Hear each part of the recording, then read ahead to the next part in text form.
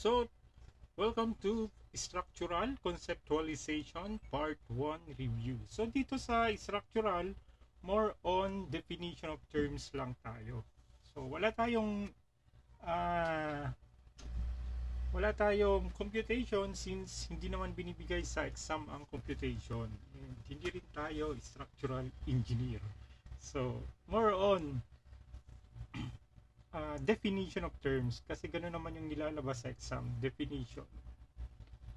Pero sa mga review center natin, di ba, pinag-aaralan pa natin yung mga pagkuha ng moment, mga deflection, camber. So, so dito sa ating review is more on definition of terms. Okay? So, okay lang ba sa inyo yun? Okay, comment down below kung gusto niyo mag-solve. Pero hindi ako, yun nga ako, I hate math. Pero, napag-aaralan naman yan, di ba?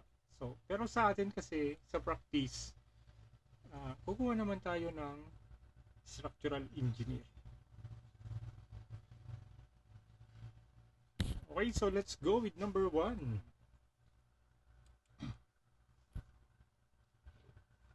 Number 1, a branch of the physical sciences and the practical application of mechanics. A. Engineering mechanics. B. Statics. C. Dynamics. C. Strength of materials. Answer? Hello, it's me.